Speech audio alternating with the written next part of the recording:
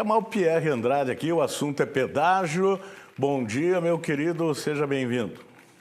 Tudo bem, Tony? Bom dia, um caloroso abraço para você. Um abraço a todos que acompanham o Voz do Litoral desta quarta-feira. E eu já participo aqui do Voz com uma importante informação, principalmente para quem mora aqui no litoral do estado. Isso porque ontem, lá na capital federal, em Brasília, o governo federal, o governo estadual e as empresas vencedoras dos lotes 1 e 2 do leilão de rodovias que cortam o estado do Paraná, assinaram então os contratos para a concessão dessas rodovias. O lote 2 em especial, ele é muito importante para todos aqui do litoral paranaense, porque engloba então as rodovias federais e estaduais que passam aqui pela região.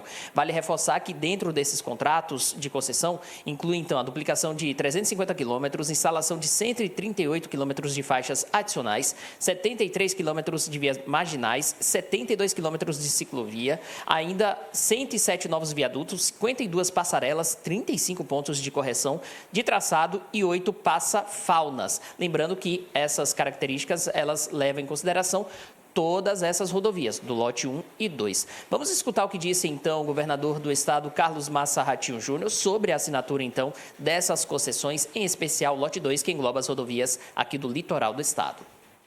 Nós estamos apresentando hoje e assinando os maiores pacotes da América Latina. O Paraná tem 6 lotes de concessões, assinamos hoje os 2 primeiros.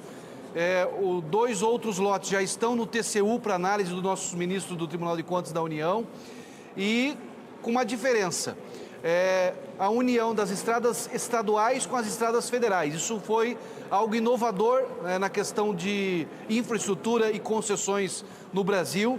No caso do Paraná, nós estamos virando uma página de um modelo de concessão que existiu durante 24 anos, que fez muito mal ao Paraná.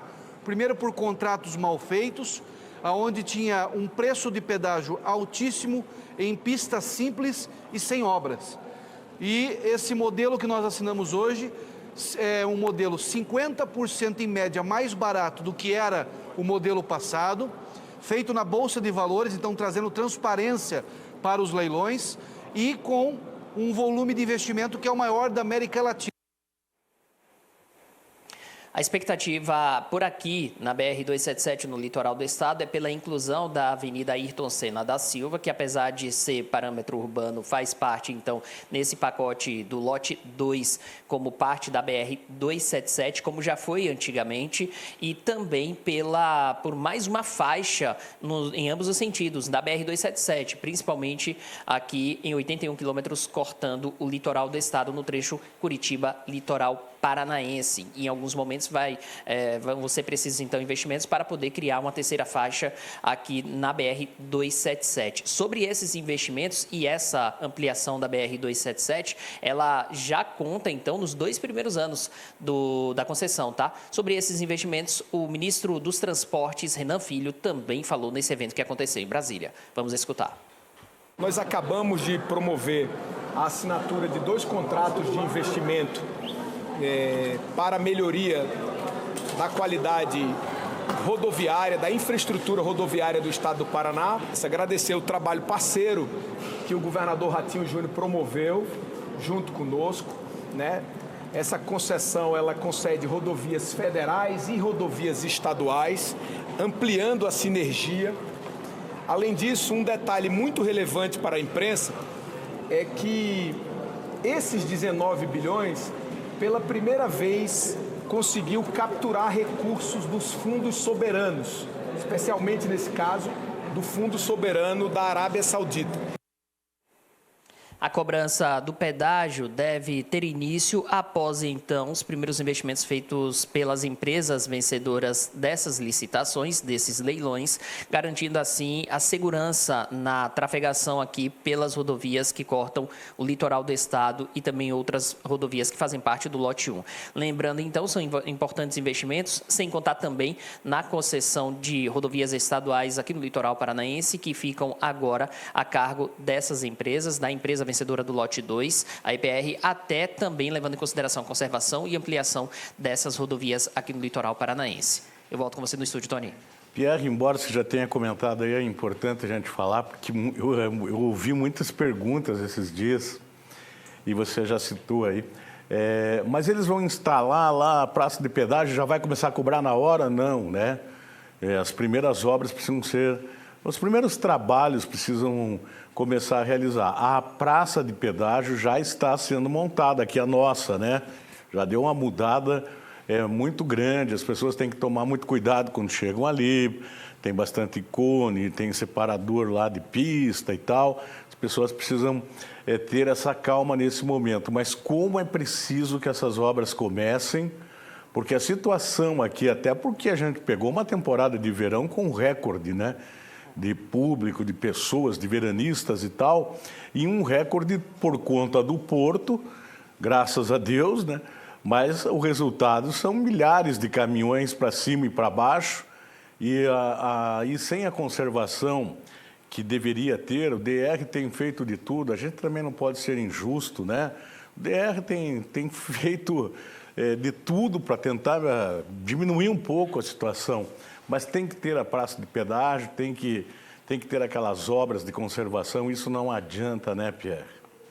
Exatamente. Tony, você tocou em 2 pontos importantíssimos. Eu vou primeiro falar sobre a questão do pedágio, tá? O primeiro ponto é o seguinte, desde lá da época do leilão, e eu participei lá cobrindo um dos leilões, ficou muito explícito que para poder começar a cobrar o pedágio, inclusive isso está em contrato, não se trata da opinião do Pierre Andrade, muito menos do que a gente pensa ser o justo, mas está em contrato. Para, então, começar a cobrar o pedágio, a empresa tem que, sim, realizar melhorias. E melhorias que já estão sendo realizadas. Você citou aí a praça de pedágio, mas também conservação das rodovias, tá? Então, tem que fazer os primeiros reparos. Claro que conservação de rodovia é algo constante. É a mesma coisa que a pessoa tem uma residência, que a pessoa tem uma casa. A todo instante precisa fazer reparos. Nas rodovias não são diferentes, porque a gente está falando ali de milhares de veículos passando todos os dias, todas as semanas. Então, tem esse primeiro momento, os reparos necessários para garantir a trafegabilidade segura dos veículos nessas rodovias. Só então é que será cobrado o pedágio. Qual o prazo para isso acontecer? Bem,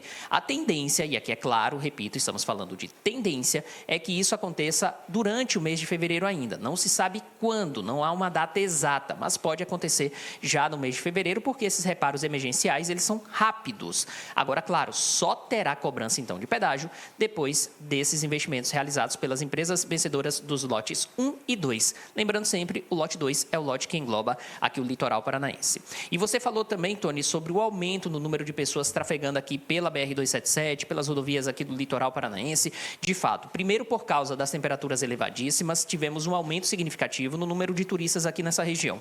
Segundo, por causa do navio de passageiros, também tivemos muitos turistas por aqui que vêm pelo navio de passageiro, mas querem conhecer Morretes, Antonina, querem conhecer as praias, até mesmo alguns querendo conhecer Curitiba. Eles trafegam pela BR-277 ou pela PR-407, pela PR-508 e outras rodovias aqui do litoral do estado.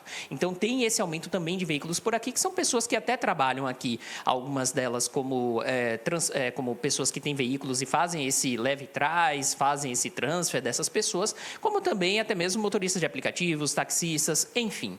E também tem o fato do Porto de Paranaguá trabalhar muito bem essa logística para atender o maior número de navios possíveis, aumentando assim o transporte de cargas, aumentando também a arrecadação de impostos, o que se transforma então em investimentos aqui no litoral paranaense, porque é mais dinheiro sendo utilizado pelas prefeituras e pelo governo do estado como investimento aqui nessa região do Paraná. Então, a junção disso tudo traz esse fator positivo, que é um desenvolvimento do litoral do estado, que é essa região do Paraná crescendo, seja porque o turismo cada vez mais forte atrai pessoas de outros locais, seja porque a movimentação de cargas pelo Porto de Paranaguá em especial, mas também pelo Porto de Antonina, faz com que a arrecadação aumente. Então, ter a concessão é necessário porque tem uma empresa especializada na manutenção das rodovias. É claro que no mundo utópico, no mundo ideal, o imposto já seria suficiente e a gente não precisaria pagar por isso. Mas, infelizmente, essa não é a realidade, Tony.